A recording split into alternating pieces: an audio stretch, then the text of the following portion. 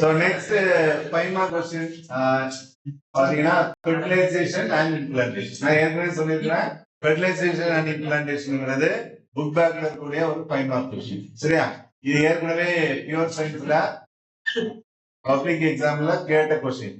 சரிங்களா? இதுல ரெண்டு கான்செப்ட் வந்து இன்க்ளூட் ஆகுது. ஒன்னு fertilization, ரெண்டாவது வந்து implantation. முதல்ல நம்ம என்ன பார்க்கலாம்? fertilization அதுக்கு ரிலேட்டடா இருக்கக்கூடிய கான்செப்ட். சரியா?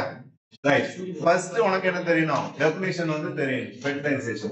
So already we have discussed in the first chapter. Fertilization means it is the fusion of male and female gamete and form a diploid zygote called fertilization. சரியா? இது உனக்கு ஏற்கனவே தெரியும். Next வந்து பாத்தீங்கன்னா the sperms must be deposited inside the female reproductive tract. சரியா? The deposited sperms undergo capacitation process. சரியா? நல்லா கவனிச்சுக்க. fertilization நடக்கணும்னா முதல்ல என்ன செய்யணும்? female gametes, male gametes வந்து female reproductive tractல deposit ஆகணும். அதுக்கப்புறம் அந்த sperms என்ன செய்யுது? இந்த capacitation அப்படிங்கிற ஒரு ப்ராசஸ்ல என்ட்ரு ஆகுது. ஓகேவா? capacitation என்ன அப்படிங்கிறது ஒன்று செய்யணும் தெரியும். It is the biochemical event. இது ஒரு biochemical event. So in which the sperm penetrate and fertilize the egg. புரியுதா? இந்த biochemical eventல பாத்தீங்கன்னா the sperm என்ன பண்ணுது? அந்த egg membrane penetrate பண்ணி அந்த egg-ஓட என்ன செய்யுது? fertilize ஆகுது. புரியுதா? இதுக்கு வந்து பாத்தீங்கன்னா ஏறக்குறைய ஒரு 10 hours என்ன செஞ்சிடும்? எடுத்துக்கணும். நம்ம சிம்பிளா சொல்லிடுறோம் it is a biochemical event அப்படின்னு சொல்லிடுறோம். பட் அந்த ஈவென்ட் நடக்கிறதுக்கு எவ்வளவு நேரம் எடுத்துக்குது? 10 மணி நேரம் செஞ்சுக்குது எடுத்து. புரியுதா? ரைட். அடுத்து வந்து இப்போ நம்மளுக்கு இந்த கெப்பாசிட்டி ஃபெர்டிலைசேஷன் நடக்கணும் அப்படின்னா both the gametes நல்லா கவனிச்சுக்காங்க male gamete and the female gamete supposed to meet at the ambulary isthmic junction. நம்ம fallopian tube வந்து பாத்தீங்கன்னா தெரியும் உங்களுக்கு. ambulary isthmic junction சொல்லிருக்கோம். ambulaவும் isthmusம் ஜாயின் பண்ணக்கூடிய இடம் தான் ambulary isthmic junction. அந்த இடத்துல வந்து என்ன செய்யணும்? they supposed to meet. ஒரே நேரத்துல ரெண்டு gameteம் அந்த இடத்துல மீட் பண்ணாதான் என்ன நடக்கும்? fertilization அப்படிங்கிற ஒரு விஷயம் நடக்கும். சொல்லுறீங்களா? நல்லா கவனிச்சுக்கா. First வந்து என்ன நடக்குது? The sperms are deposited in the female reproductive tract. The deposited sperms undergo capacitation process. Capacitation is a biochemical event that enables the sperm to penetrate and fertilize the egg. சரியா? அடுத்து வந்து நான் என்ன சொன்னேன்? The male and female gamete supposed to come at the ambulary isthmic junction. Then only the fertilization success. சொல்ல முடியுதா? ரெண்டும் ஒரே நேரத்துல என்ன செய்யணும்? வரணும். இந்த பிக்சர்ல பாருங்க. இந்த போட பாருங்க. இதான் வந்து ஆம்புலா, இது வந்து என்னது? isthmus. இந்த ரெண்டும் ஜாயின் பண்ணக்கூடிய இடம் தான் என்னது? ambulary isthmic junction. இப்போ மேல் கேமெட் இங்க இருந்து என்ன செய்யும்? டிராவல் பண்ணி இந்த இடத்துக்கு வரும். இங்க இருந்து என்ன செஞ்சிருக்கோம்? ஓவம் வந்து இந்த இடத்துக்கு வரும். இந்த ரெண்டும் இந்த இடத்துல மீட் பண்ணாதான் என்ன நடக்கும்? fertilization அப்படின்னு புரியுதா? ambulary isthmic junction எங்க இருக்குன்னு தெரியுதா? பிக்சர்ல இருக்குது பாத்துக்கலாம். ரைட். அடுத்த ஹெட்டிங் என்னன்னா அக்ரோசோமல் ரியாக்ஷன். சரியா? அப்போ ஃபர்ஸ்ட் ஹெட்டிங் வந்து fertilization போட்டுக்கணும். ரெண்டாவது ஹெட்டிங் வந்து கெபாசிட்டேஷன் போட்டுக்கலாம். மூணாவது வந்து என்னது? Acrosomal reaction. அக்ரோசோமல் ரியாக்ஷன் என்ன அப்படிங்கிறது தெரியும். உனக்கு ஏற்கனவே தெரியும். the sperm head consists of acrosome and the nucleus. சரிங்களா? அந்த ஸ்பெர்ம் உடைய ஹெட்ல என்ன இருக்குது? அக்ரோசோம் இருக்குது, நியூக்ளியஸ்.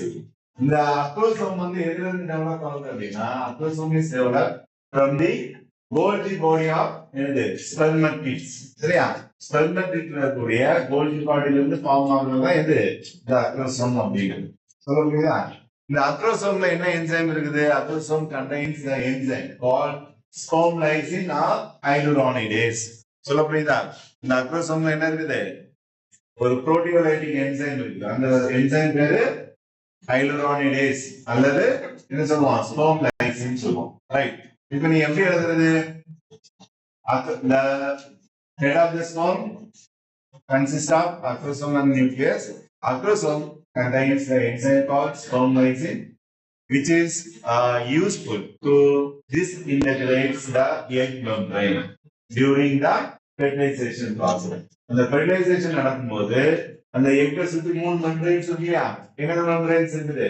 நம்மளுக்கு வந்து விட்டலைன் மெம்பரேன் இருக்குது, அப்புறம் சோனா பெலுசிடா இருக்குது, அப்புறம் கொரோனா ரேடியேட்டா இருக்குது. இந்த மெம்பரேன்ஸ் எல்லாம் என்ன செய்யணும்? டிஸ்இன்டகிரேட் பிரேக் பண்ணணும். அதுக்கு பயன்படக்கூடிய என்சைம் தான் இது ஸ்பெர்ம் சரியா? So after disintegration, the sperm nucleus fuses with the egg nucleus and form the zygote. புரியுதா? இந்த எக் மெம்பரேன்லாம் டிஸ்இன்டகிரேட் ஆனதுக்கு அப்புறமா ஸ்பெர்ம்ல இருக்கக்கூடிய நியூக்ளியஸும் இந்த எக்ல இருக்கக்கூடிய நியூக்ளியஸும் சேர்ந்து தான் அவனுக்கு எதை ஃபார்ம் பண்ணும்? ஒரு zygote வந்து ஃபார்ம் பண்ணும். சொல்ல புரியுதா? சோ இந்த ரியாக்ஷன் தான் நம்ம என்ன சொல்றோம்? ஆட்டோசோமல் ரியாக்ஷன் சொல்றோம். ஓகேவா? அப்புறம் கடைசியா வந்து பாத்தீங்கன்னா ஃபெர்டிலைசேஷன் மெம்பரேன். இப்போ வந்து நம்ம ஃபெர்டிலைசேஷன் முடிஞ்சிருச்சு இல்லையா? முடிஞ்ச உடனே என்ன பண்ணும் அப்படின்னா the cortical granules. இங்க பாருங்க உங்க டெக்ஸ்ட் புக்ல கொடுத்திருப்பாங்க. இந்த ஊப்ளாசத்துல என்ன இருக்குது? cortical granules னு ஒன்னு இருக்கு இல்லையா? The cortical granules of the ooplasm form a membrane around the egg to prevent the entry of other sperms into the egg. சொல்ல போறீங்களா? அப்போ ஃபெர்டிலைசேஷன் நடந்து முடிஞ்ச உடனே இந்த ஊப்ளாசத்துல இருக்கக்கூடிய கார்டிகல் கிரானுல்ஸ் என்ன செய்யுது? இந்த எக்கை சுத்தி ஒரு மெம்பரேனை ஃபார்ம் பண்ணுது. அந்த மெம்பரேன் பேர் என்ன பேரு? ஃபெர்டிலைசேஷன் மெம்பரேன் பேரு. இந்த மெம்பரேன் தான் என்ன பண்ணுது? ஃபர்தரா ஸ்பெர்ம் வந்து அந்த எக்குள்ள நுழையாம என்ன செய்யுது? தடுக்குது. சரியா? புக் பேக்ல ஒரு क्वेश्चन இருக்கும். How the polyspermy is avoided in human அப்படின்னு கேட்டுப்பாங்க. புரியுதா? அதாவது நிறைய ஸ்பெர்ம்ஸ் வந்து ஃபெர்டிலைசேஷன் நடந்ததுக்கு அப்புறமா அந்த எக்குள்ள நுழையாம எப்படி தடுக்கப்படுது அப்படிங்கிற மாதிரி ஒரு 2 மார்க் क्वेश्चन இருக்கு. சரியா? அதுக்கு எப்படி எழுதணும்னா இப்படி எழுதணும். After fertilization, the cortical granules of the ooplasm form a membrane called fertilization membrane. This membrane prevents the entry of other sperms into the egg. Thus, polyspermy is avoided. அப்படின்னு என்ன சொல்லிருந்தோம்? சரிங்களா? இது வரைக்கும் நீங்க என்ன செய்யணும்? இந்த ஃபெர்டிலைசேஷனுக்கான கான்செப்ட் வந்து எழுதணும். புரியுதா? திரும்ப சொல்றேன், மொத்தமே ஒரு 4-5 ரீடிங்ஸ் தான் இருக்குது. ஒன்னு வந்து ஃபெர்டிலைசேஷனுக்கான டெஃபினிஷன், ரெண்டாவது வந்து கபாசிட்டேஷன் என்னன்னு எழுதணும், மூணாவது ஆட்டோசோமல் ரியாக்ஷன், நாலாவது ஃபெர்டிலைசேஷன் மெம்பரேன். சரியா? அப்புறம் வந்து என்னது? பாலிஸ்பெர்மி அப்படிங்கிற மாதிரி நீங்க செஞ்சுக்கலாம். சின்ன சின்னதா ஹெட்டிங் வச்சுட்டீங்கன்னா ஈஸியா எழுதலாம். ஓகேவா? உங்களுக்கு இதுல ஏதாவது டவுட்ஸ் இருக்குதா?